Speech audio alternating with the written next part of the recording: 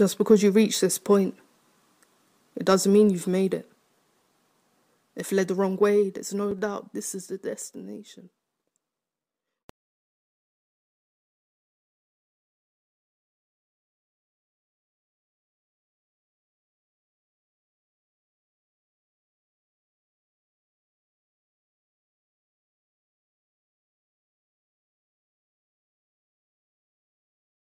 So you released your EP 33 November 2014. What does that title represent?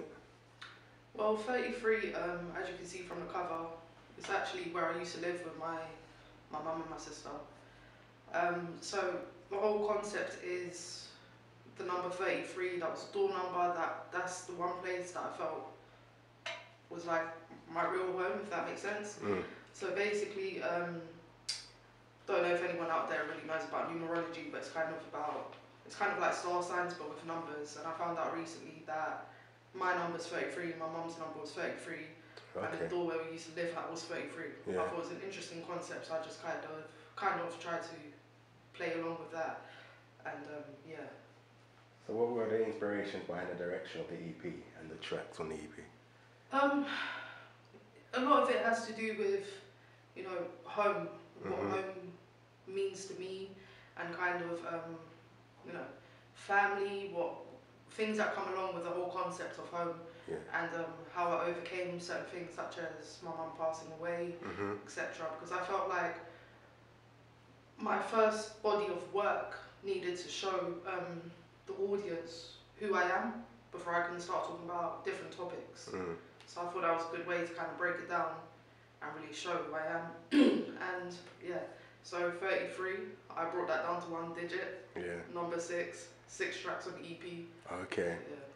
How long was the process to complete the entire EP, and what was it like for you? The process was extremely long, I'm not even gonna lie. I think in total probably took a year and a half. Because I was just trying to figure out the different pieces of the puzzle and how I could put it all together. Because when I write, I don't just write in one day. I kind of need to write, reflect, and kind of piece everything together to. So it's basically a process. It is, yeah.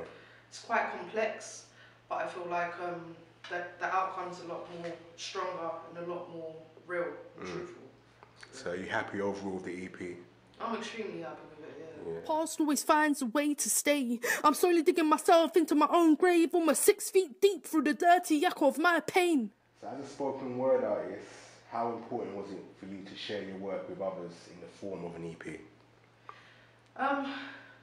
It was really, I don't know, it was really important for me because I feel like when you go to gigs, you give them one piece and then people judge you upon that. However, piecing together different parts of your life, people really get a true insight to who you really are and what you're about, your beliefs, etc. So that's why it was really important for me to actually release a body of work that people could listen to, just to understand where I'm coming from. So if any one person or group of people could hear your EP, who would you most want to hear it? Who would you most want it to be? That's a difficult question. I just feel like I'm a strong believer of just putting it out there, and if it changes somebody's perception or view on life, or it helps them get through a difficult situation, then that's good enough for me. There's no specific groups that I'm trying to reach out to. It's just literally, here's the work, listen to it. If you relate to it, that's great. If you don't, then, you know, there's other things out there for you. For real.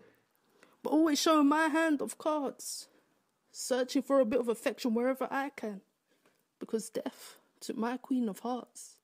But then again, what comes next after the EP? What comes next? I've got another EP that I'm working on at the moment. It's slightly different now because, as I said, I wanted to show myself as a person before an artist. So I'm really trying to touch upon topics that really do relate to people. A lot of it is political. Besides that, I'm also trying to collaborate more. I feel like that's important to grow as an artist.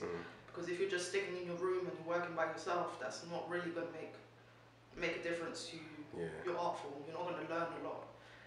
So those are the next steps for me, collaborating and working on a new body of work. Would that be collaborating with other spoken word artists? Spoken word artists, musicians. Yeah, I'm not really I don't know, I'm not really keen on having music in the background, but Yeah. I want to experiment with it. Mm. Because the only way to progress is by trying something new. For real, new experiences. Yeah. So if you could work with one person or one group, who would you most like to work with? That's a difficult one as well. I mean, there's loads of people out there who are great. I don't necessarily look up to anybody and be like, I really want to work with that person. It has a lot to do with chemistry.